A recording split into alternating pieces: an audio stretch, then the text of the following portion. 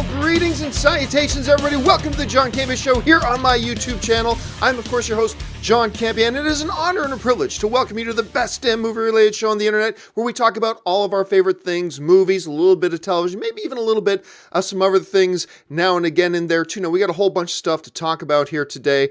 We've got more theories popping up about where are Ant-Man and Hawkeye. They certainly, once again, were not in the new trailer. Why is Black Panther doing so much better domestically than he is internationally? A few other things along the way as well. But before we get into anything, let's go right off the top with some news that dropped here this morning. Now, of course, they've been talking for a while that they are going to be doing a new Indiana Jones movie. And it's kind of, I've adopted I'll believe it when I see it, because they've been talking about doing a new Indiana Jones movie for years.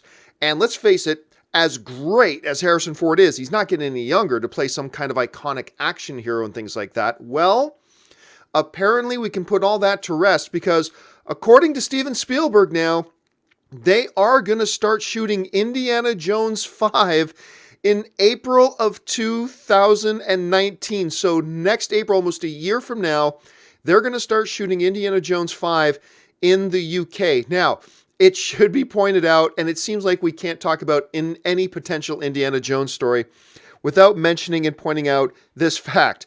He's going to be 76 years old next year. When they start shooting Indiana Jones 5, he's going to be 76 years old, which is crazy. I mean, that's pushing, Stallone for how long can you keep an action career going. Now, this raises a lot of questions. How much action is there going to be in it? Is this going to be a passing of the torch kind of movie, or is it going to be a true Indy is the focus of the entire movie, start to finish, all that kind of stuff? But listen, so where this all came out of was Steven Spielberg giving an acceptance speech. Now, this comes from our friends over at Joe Blow. They wrote this: Spielberg was given a Lifetime Achievement Award at the Empire Awards this weekend, and during his speech, the director made sure to express his love of working in the UK. He said he looks forward to doing it again come April of 2019 when he kicks off shooting Indiana Jones 5 in the country.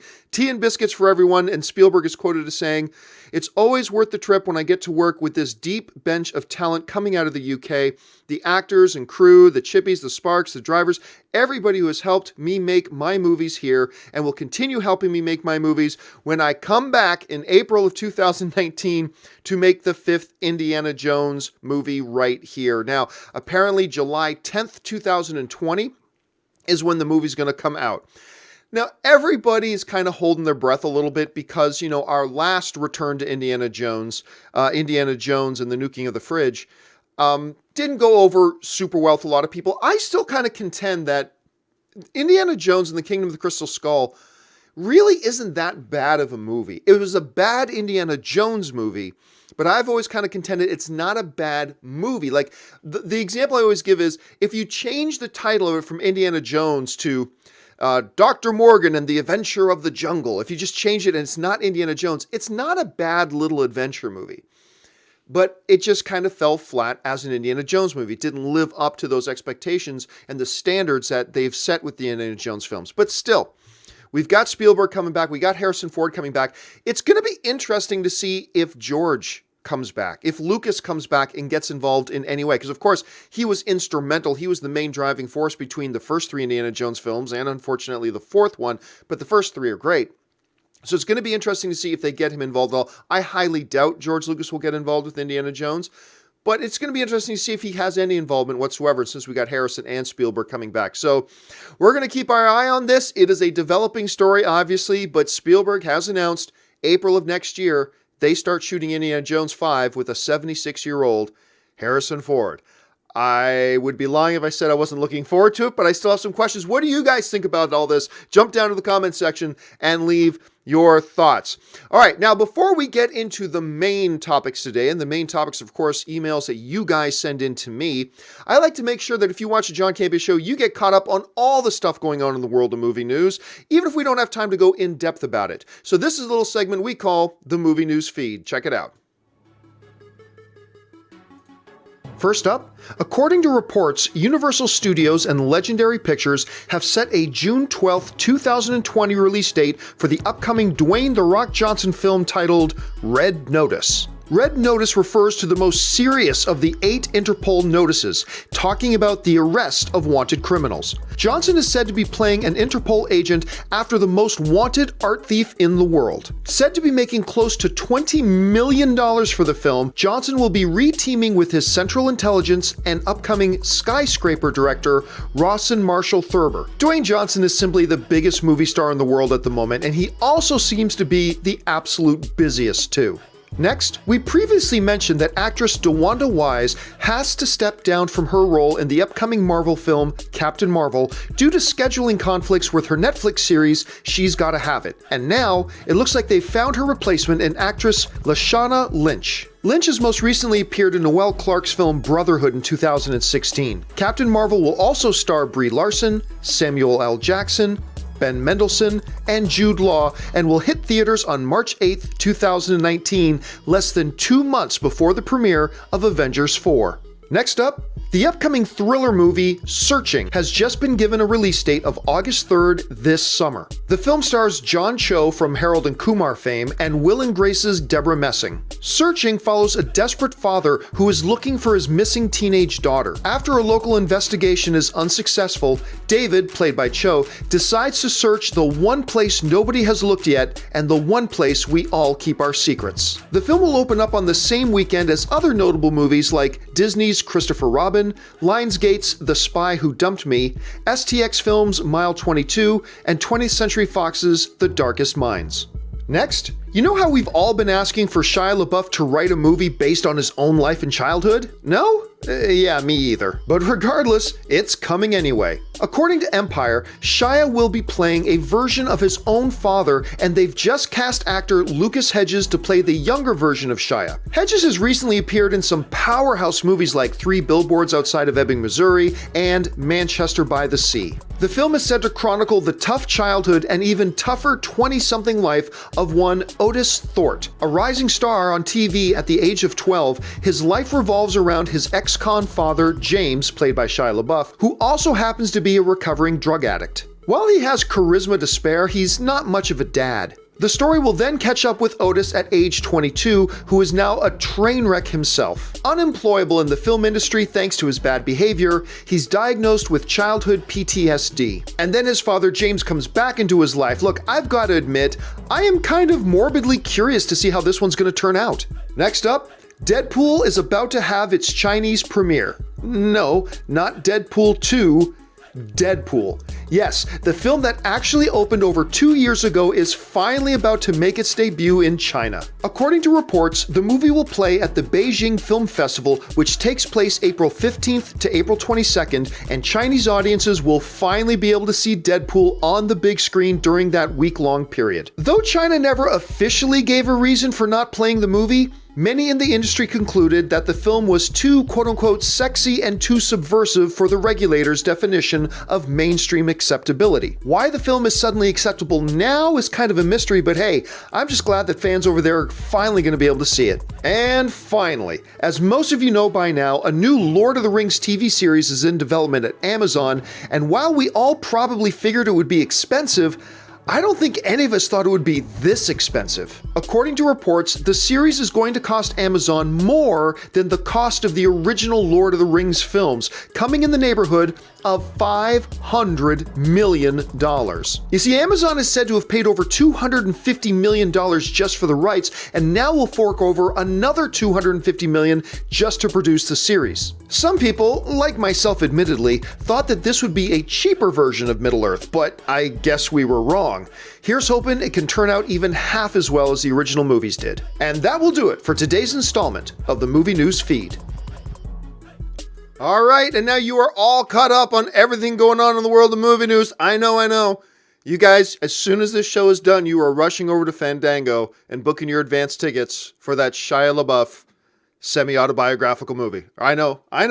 And how about that Amazon story? Like, how much money they are spending on that show.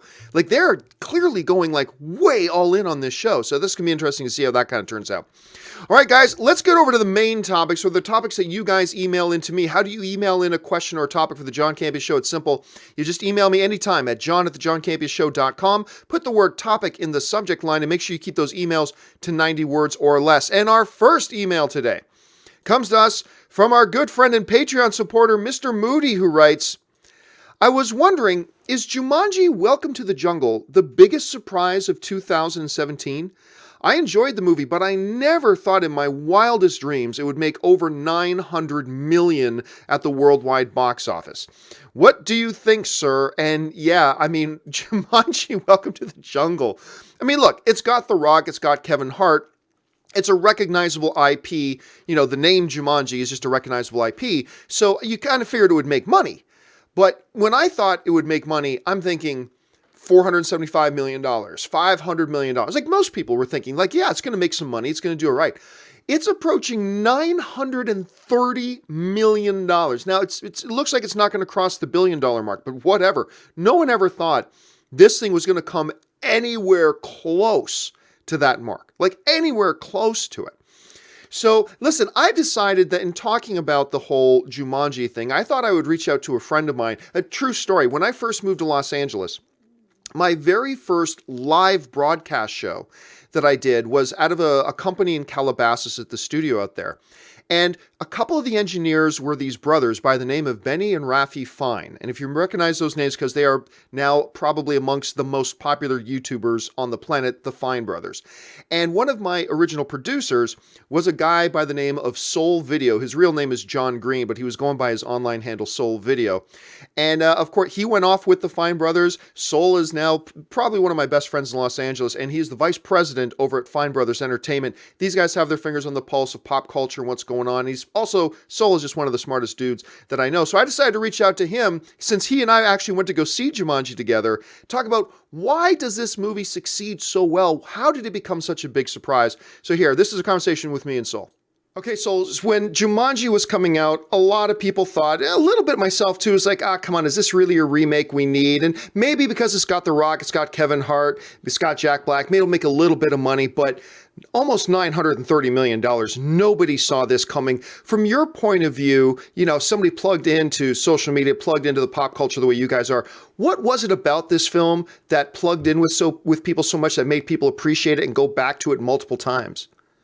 I don't know. I feel like it was just a very fun movie. It was a fun movie with a great ensemble cast, a strong premise, a strong nostalgia pull. Again, you said it, The Rock, Kevin Hart, but they added Jack Black, they added Karen Gillan. Like it was a very strong premise and a very fun movie that I think came along at the right, perfect time for people. Now, we're talking about The Rock being in it. Obviously, he is a big movie star and probably one of the big parts of the appeal to the film. But, I mean, look, I think it's fair to say, even those of us who consider ourselves big fans of Dwayne The Rock Johnson, we will say he's not the strongest actor in the world. I think that's fair to say. So what is it about him then that kind of propels him to pretty much be the default, universally acknowledged, probably biggest movie star in the world right now? What is it about him that carries films like this?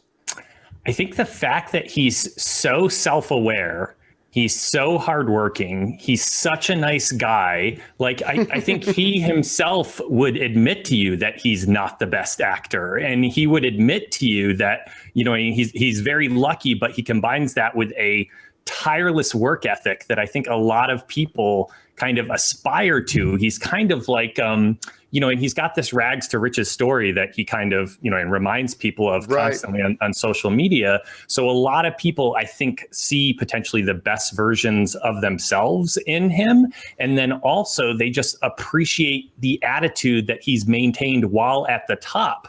I think if you look at a lot of very famous people or celebrities or, and even politicians, like it's very easy for people once they reach that very high echelon to not be humble, to not be as nice or as kind or as caring about the fans and that kind of stuff. And he is kind of that perfect version of that celebrity that you'd hope would still be that kind of humble and honest and real and still tirelessly dedicated to a ridiculous work ethic. So it's also just like self-affirming to see that attitude kind of succeed in this business. So I think he is kind of the best version of a lot of people's selves. Yeah, he never really comes across as the glamorous film star. He still always kind of maintains that sense of damn, I want to hang out with that guy.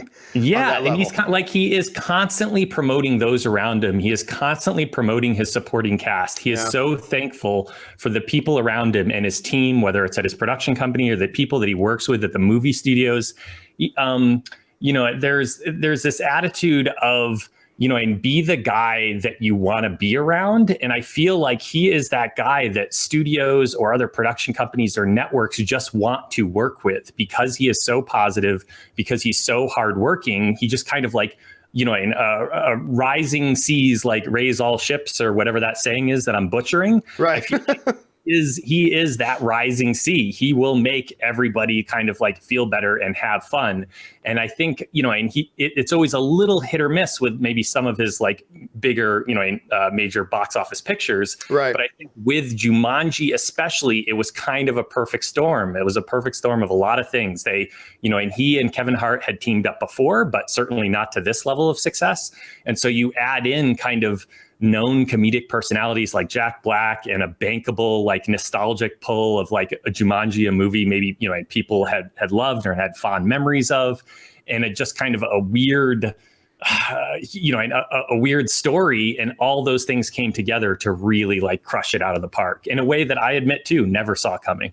Now, obviously, when a movie makes close to $1 billion worldwide on a relatively modest budget for a blockbuster, you're automatically thinking franchise. You're automatically thinking, but what would some of the advantages or maybe even disadvantages things? What sort of things might work against the idea of a Jumanji 2 if they wanted to pursue it?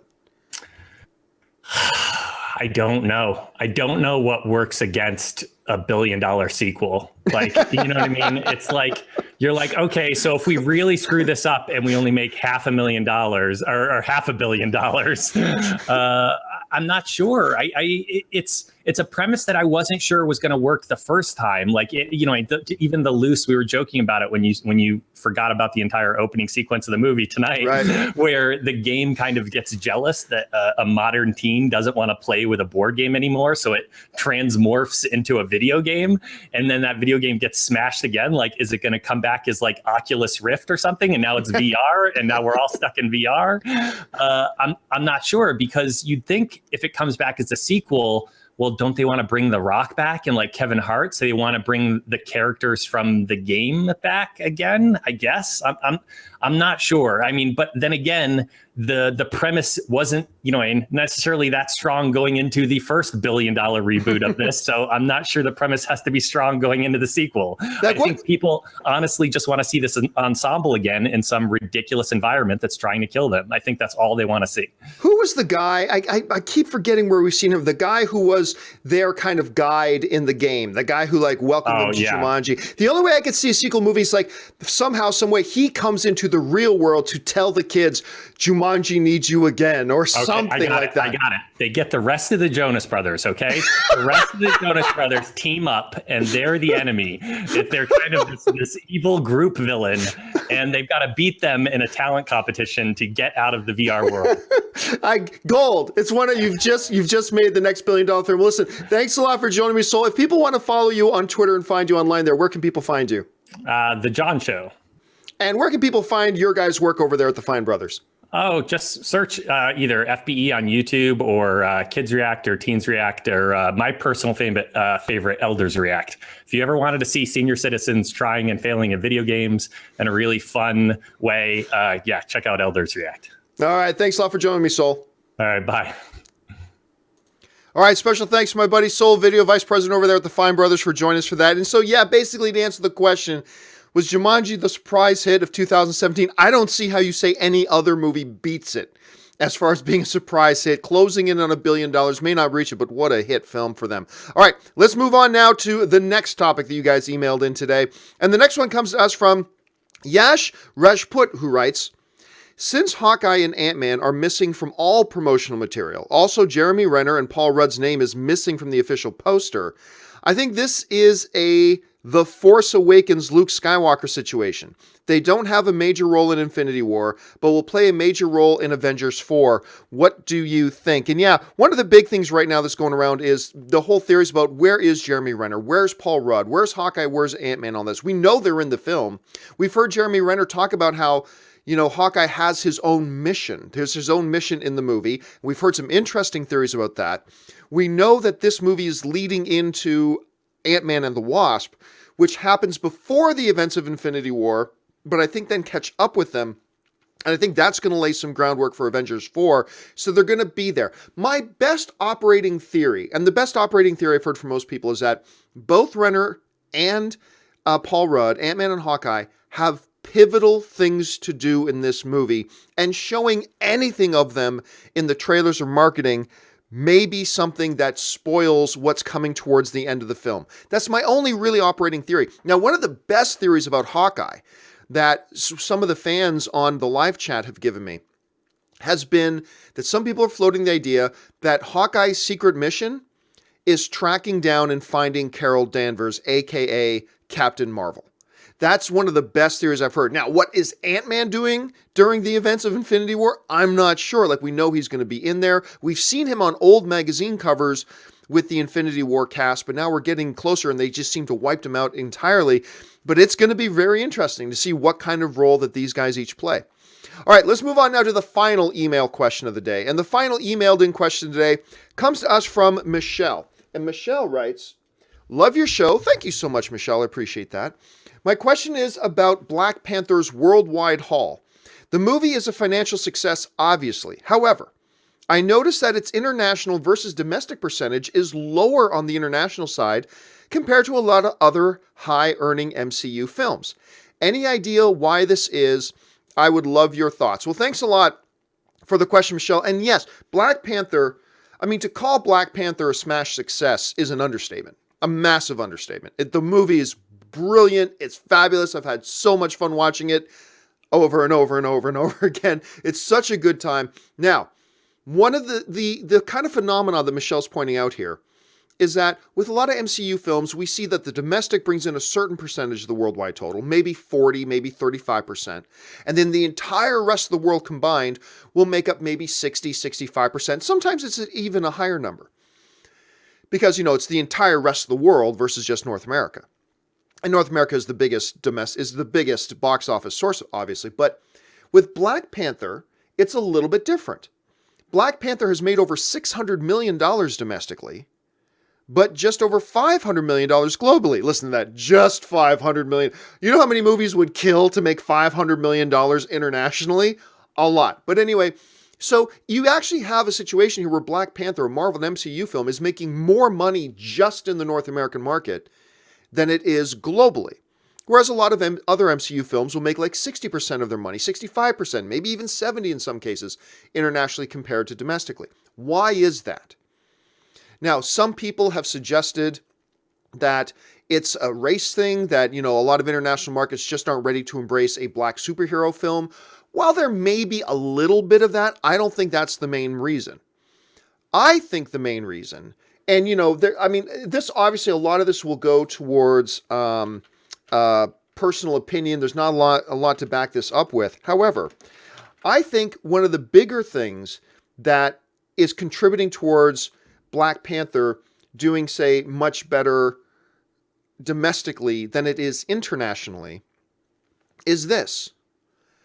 The international markets tend to follow the trends set by the North American market. Look, the reality is not a lot of people know who Black Panther is. And while Black Panther made an appearance in Civil War, there's still a lot of people in the world who have no idea who or what Black Panther is. And remember, it's still made over $500 million internationally. Let's keep that in mind. I was talking about, poor Black Panther didn't do so well globally. It made over $500 million internationally, okay? It did great. But why didn't he do even better? Here's the thing, because it's still relatively, I think to a lot of people in the world, it's still a relatively new character that people didn't recognize. I believe that whenever they get around to doing Black Panther 2, I think you will see that correct itself. I think you will see Black Panther 2 still make $600+ million domestically, but I think you'll see a larger return on it internationally because now the character's a little bit more established. Now people will recognize the character and know what it is they're dealing with. So is the race thing a part of it? Probably to a degree, but I honestly feel like the bigger thing contributing to that is the fact that they simply just don't really know the character that much. Let's go back to Ant-Man. Ant-Man's another good example of that. Ant-Man, which was a terrific movie, I love that movie, it made just over $300 million internationally. Smaller character, a lot of people didn't know him. He hadn't had his own standalone film in North America yet. Made about a little over $300 million worldwide. Black Panther makes over $500 million worldwide. But I still really believe you're going to see that number go up even more once we get to a situation where they get around to a sequel. So anyway, that's my best theory. What are your guys' best theories about why we have a situation where it just so happens out of the nearly $1.2 billion that Black Panther's made, that a higher percentage of it has come from the North American office alone as opposed to internationally? You've heard my theory. I want to hear yours. Jump in the comment section and let me know. All right, guys, we've got about 10 minutes left here on the show, so I want to go over to the live questions that you guys have been sending in. You guys have been firing in a whole bunch of questions. So let's get things rolling with Rodrigo Ortiz, who writes, John, my dad and I were debating, since the comic book movie era began, which character has suffered the most? I said Logan. He says Magneto. Thoughts? Well, look, I think if you're going to say overall, probably Logan, because Logan's been alive longer, and he's been alive longer, therefore he's had a lot more years to endure and suffer a lot of crap. So I'll say Logan. However, if you want to talk about the one single incident of suffering, I mean, Eric Lenscher went through the Holocaust. I mean, there's nothing else compares to that. I mean, there's that. So probably the single worst thing was Magneto, what he went through. Overall, I'll say Logan simply because of the longevity of his life, and he's had more time to go through more crap. So that's how I would answer that. How would you guys answer that? I'm curious to know what you guys would think. Dark Knights 46K writes, top of the morning, Campea. Top of the morning to you as well. How would you rank the reboot Apes trilogy? Mine would be War, Rise, and Dawn. Okay, so for me, the best one was the second one, which I think is Dawn. That to me is the best one. So that's number one.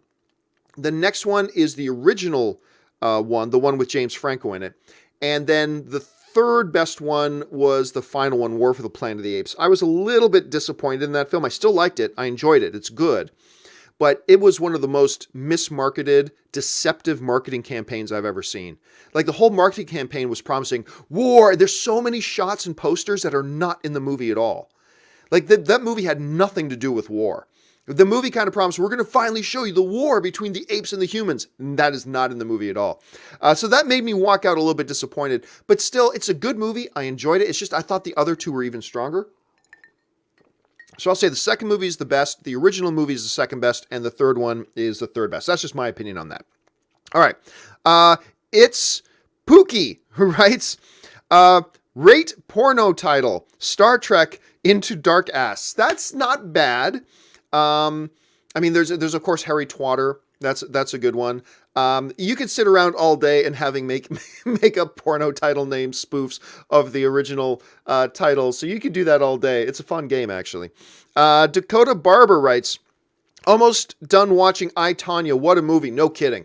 I expected it to be good because of all the people involved in it. I wasn't expecting to like it that much. And Margot Robbie, we all knew she was a strong actress. She's elite level. She's top 6 or 7, I think right now, best in the business. And she showed that in I, Tonya. So yeah, really a revelation of a film for her.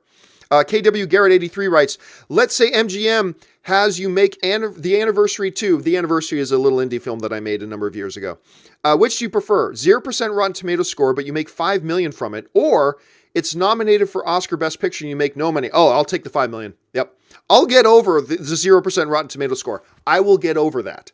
The $5 million will comfort me and make me feel better. I'll wipe my tears with $1,000 bills and I'll fall asleep on my pillow made out of 20s and I'll sleep very well with my $5 million. So me personally, I'll take the $5 million and the 0% Rotten Tomatoes score. Like I said, I'll get over it. I can't, the Oscar wouldn't keep me warm at night. Last of the Time Lords writes, best Elvis Presley movie, your thoughts? Oh gosh. I want to say Jailhouse Rock. Let me just look up a couple of the other things here. I'm going to stick with Jailhouse Rock. Look, the reality is none of the Elvis Presley movies were really all that good. If we're going to be honest here, none of them were all that good, but I will lean towards Jailhouse Rock. Aiden Haspel writes, hearing a lot of people saying Iron Man will die during the fight on Titan because he's not in the third act in Wakanda. Do you think that Iron Man shows up to save Cap from Thanos in that fight? If not, what's your theory? No, I certainly don't think that has anything, because you know who else isn't in the fight in Wakanda? Doctor Strange. Does that mean he's died? Does that mean he's dead? I mean, there's a lot of Avenger characters we don't see in that Wakanda fight. We didn't see any of the Guardians of the Galaxy there. We don't see Star. Does that mean they all die in the first act too? So that logic doesn't hold up to me. I still don't think Tony dies in this. And one of the viewers brought up a great example of this, Aiden, the other day when they said, look back to remember the Transformers animated series? Or not the animated series, sorry, the animated movie, the Transformers animated movie that came out, I think, like in the 80s, whatever. The first thing they did in the first 5 minutes, in the first 10 minutes of the movie, they killed Optimus Prime. Spoiler. They kill Optimus Prime. Then they go ahead and they kill off like almost every other Autobot and Decepticon that I had grown up collecting and treasuring. I'm sitting there watching the movie going, what? You just killed all of them. And their toy sales went, their toy sales and their popularity took a nosedive after that. It's like, I don't know who the hell this Cup is. I don't know who the hell this Rodimus Prime is. I don't give a shit who this, Ultra Magnus is. I don't care. Where the hell? Where's Sunstreaker? Where's Prowl? Where's Brawn? Like, where are all my Autobots? You killed them all off, you bastards. Anyway, then eventually, a couple years later, they realized what a horrible mistake they made, and they resurrected Optimus Prime. Anyway, your Optimus Primes of the Marvel Universe are Captain America and Iron Man. And I still just don't think they'll kill them off. I mean, they very well could. I'm not guaranteeing anything. They very well could. Completely they could. I am not saying they won't do it. I'm just saying I have a hard time believing they'll do that. So I believe he lives. I believe he's going to make it through this. And but I believe other characters may die. We'll have to wait and see. All right. Jack121 writes, hey, John, do you think the Iron Spider... Oh, another question about the Iron Spider outfit. Why will you guys not leave me alone about the Iron Spider outfit? Anyway...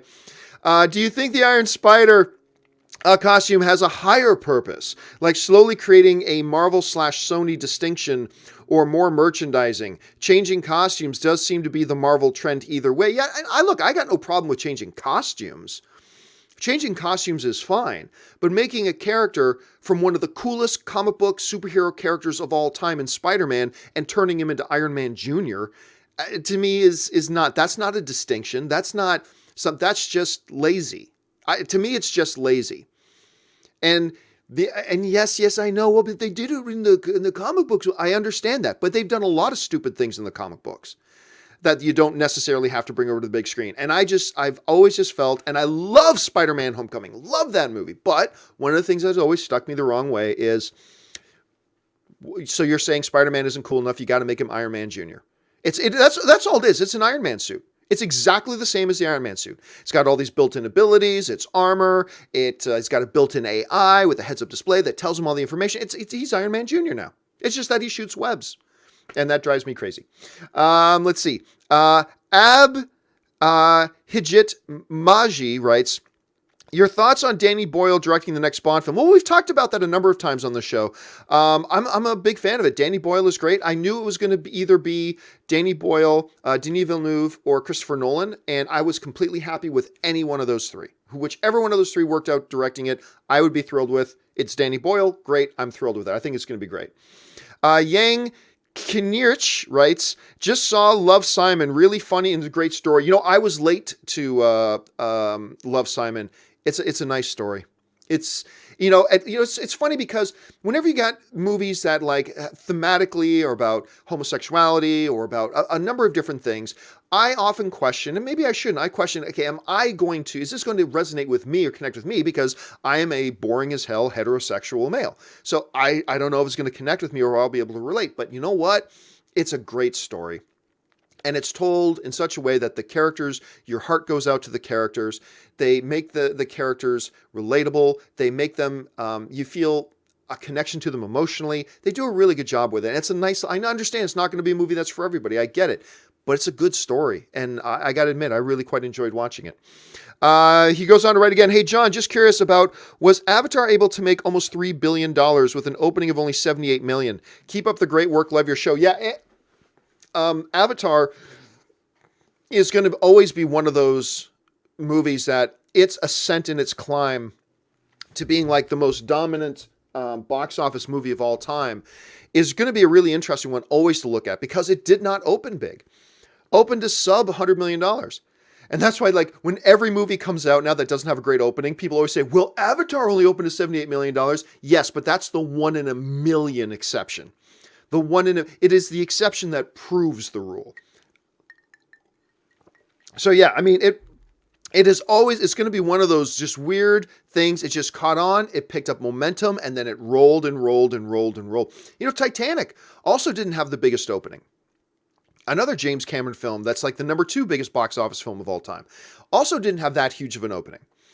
I still have no way do I expect that Avatar 2 will do the same thing. I don't, but it is one of the most interesting case studies in box office history, is Avatar and Titanic and the way they perform. Because they perform so atypically to the way most box office patterns follow. And it's really fascinating to look at. Last of the Time Lords writes, best Steven Seagal movie. I love Under Siege. I mean, clearly, Under Siege might also be the only truly good Steven Seagal movie. There's a lot of Steven Seagal movies, but you know what? Most of them are just stupid action, terrible movie, but blah, blah, blah. Under Siege is a pretty good movie. Like, take out the action and the fighting and all that kind of, it's still a pretty good movie. The pretty good premise, executed pretty well. I like Under Siege. It's a good film, so I will say Under Siege. I will agree with you on that. Ghostface 1999 writes, hey, John, number 3 and 5 movie at the box office was I Can Only Imagine and Love, Simon. Will you do a review of these, or are they not mainstream enough? No, I'll probably not do a review for either one of them. It's another situation where I don't have time to review everything. And when I do review films, I want to review films, good or bad, with ones that are going to have enough people go out to see them. I don't think, I never felt there was enough interest in I Can Only Imagine.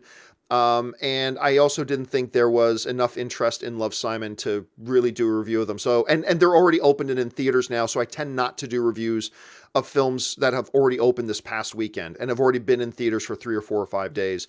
I tend not to review those at that point. Let's see. Vamp Adien writes, hey, John, love the show, buddy. Thank you so much. What is your favorite bromance movie? Mine is I Love You, Man. That's exactly what I was going to say. Keep up the great work. Fan from Melbourne, Australia. Best bromance. There's some really, really great bromance movies. I Love You, Man I think is the pinnacle of it. I love it. I'd have to sit down and make out a list of all the other ones. I can't think of them off the top of my head. The one film that clearly jumps right to the top of my mind is Slap at the Bass. I love. And it's one of Anne's, it might probably be Anne's favorite comedy. Anne's all-time favorite movie is Big with Tom Hanks, clearly. But her favorite comedy of all time may just be I Love You, Man. It's such a good movie. And I'm still surprised how many people have not seen that movie. If you haven't seen I Love You, Man, grab a couple buddies and sit down and watch it. It's a ton of fun. It's a really good movie. Okay, thanks a lot for the question, Vamp. Next, I just got just like 2 minutes more here. Abhijit writes, Nolan as Spielberg in 10 years' time? If no, why not? I need to see Nolan diversify himself a little bit. Because while he's done a comic book movie and while he's done, The Prestige and whatever, and I love all of his movies, I'd like to see him stretch his wings. See, the thing about Spielberg, what makes Spielberg is he can do sci-fi, he can do comedy, he can do animation, he can do period piece, he can do heavy drama, he can do biographical. He has done it all. You name the kind of movie, he's done it, and done it with excellence. And there's a whole ton of hardware on his mantles from Oscars and everything else. Directors Guild, he's got tons of hardware on his mantle as well. I really would love to see Christopher Nolan, who is one of the best in the business today. I really want to see him stretch himself a little bit and vary it up a little bit. Let's see him really stretch his storytelling wings. That's what I'd like to see. AFC writes, thanks for getting me into I'm thinking you're saying Star Wars. Always been resistant to watch as I felt VFX would be off-putting, but I tried in the first trilogy and it really holds up. First of all, I envy you that you get to get into it for the first time. That's awesome. As one of the world's biggest Star Wars fans, I will say, yeah, the VFX in the original Star Wars trilogy, they don't really hold up to today's stuff, obviously, but they tell their story. And obviously, you guys know my feeling. They're the greatest films ever made, in my opinion. But I'm so glad when I get to hear from people, you know what? I just started getting into Star Wars for the first time. Makes my heart happy, man. You just made my heart happy. Just a couple more quick ones here. Maybe One Name writes, favorite moment in the MCU so far? Oh, I don't know. It'll probably have something to do with Thor. The whole Tony Stark and Civil War thing, he's my friend, so was I. That was a great moment in the MCU. A good question, man, but it's one I would have to say. Debate, talk amongst yourself, guys, in the chat board. Favorite moment in the MCU so far? It's something I would have to really need to dig into and think about and make out a list, but it's hard not to have that. He's my friend, so was I. That was a beautiful, brilliant moment. Yeah, so there's a few, though. There's definitely a few. Okay, 2 more questions. I'll go 3 more and then we'll call it a day. AFC writes, Peter in Iron Spider, Bruce in Hulkbuster, excessive. Well, we don't know that Bruce is in the Hulkbuster. There's some theories out there that Shuri is remotely controlling the Hulkbuster armor. Just the way like she controlled the car in Black Panther. So there's a number of people who think it might be remote controlled. There are other people who think the Hulk is in the Hulkbuster armor. There's a number of people who think it's Bruce in the Hulkbuster armor. There's certainly good evidence to support that theory as well. But we don't know for sure. So, but no, I don't think it's excessive. I think Peter in the Iron Spider outfit is pointless and doesn't need to be there. But we've seen many of the MCU movies with like the Iron Legion, Iron Man 3 when he had like 40 of his Iron Man shoots remotely show up, piloted by Jarvis. So it's not unprecedented that we see a number of them. And so it makes sense to me. I don't think it's excessive. Let's see. Maybe One Name writes, after Infinity War, Cap and Tony will be best friends again, and Cap will get some Iron Man style upgrades and become Iron Captain. See, that's the thing, right? People saying, well, John, maybe he gave Peter the Iron Man suit because, you're going up against a guy like Thanos. It's like, yeah, Spider-Man is already super powered. He has the power of the gods, all right? He can lift a bus over his head. Why not give Iron Man armor to the regular human beings like Hawkeye or Black Widow or something like that who have no superpowers, who don't have super speed or super strength or super agility? How about them? So I like you think he's going to make him the Iron Captain. Oh boy, that would drive me nuts. Last question I'll take the day. And by the way, guys, if you have sent in a question that I don't have time to answer, a little bit later today, I'm going to do a companion video where I'm going to take all the questions I didn't have time to answer today and over the weekend, and I'm going to do one big video answering all of the questions that didn't get answered. So again, if I don't answer your question before the end of the show here, don't worry, it will be answered in a video a little bit later today. And the last one comes to us from Lycon0, who writes, Black Panther has special resonance to us in the States. I mean, there's a truth to that as well. But remember, Black Panther isn't even American. He's Wakandan. He's from Africa. So it's not like he has deep roots in the States. Obviously, the thematic elements of Black Panther resonate very deeply more in the United States. I get that completely. And you're not wrong about that. I mean, that probably is a little bit of a contributing factor to that thing we talked about a little bit earlier about why does it perform so much better in North America than globally. Although, don't take that too far. Remember, internationally, it made over $500 million, all right? Which is great. So let's not lose sight of that. All right, guys, that will do it for today's installment of the John Campea Show. Special thanks again to my buddy Soul Video, Johnny Green from over there at the Fine Brothers for joining us today. And a special thank you to you guys for being here and talking about our favorite things in the world, movies and everything like that. Hey, listen, guys, I want to just mention this again. Tomorrow, we're going to have our next installment of What We're Watching. It's a great new initiative that I've done with our friends at Stardust. Stardust is a great app. Now, you guys know I have resisted a lot of different sponsorships because they're not things I actually use or that would be applicable to you guys, but the Stardust app is great. You simply open up the app and it allows you to record 3 to 30 second long reactions to TV shows, trailers, and movies and share them with everybody else on Stardust. But what I've started doing is when you tag me in a Stardust reaction, I take certain ones and show them here on my show. How do you tag me? It's simple. You record your reaction, 3 to 30 seconds long. You hit the next button or edit button, and then tag me at John Campea, and make sure you're following me at John Campea on the screen. And that way I see your video, and then a couple times a week, I pick out a couple of your reactions and put together a segment so you can see yourself on my show. Go and do that. Download the Stardust app. There's a link to the app in the description below. All right, guys, that will do it for me for today's installment of the John Campea Show. Thank you so much for joining me. My name's John Campea, and until my next video, bye-bye.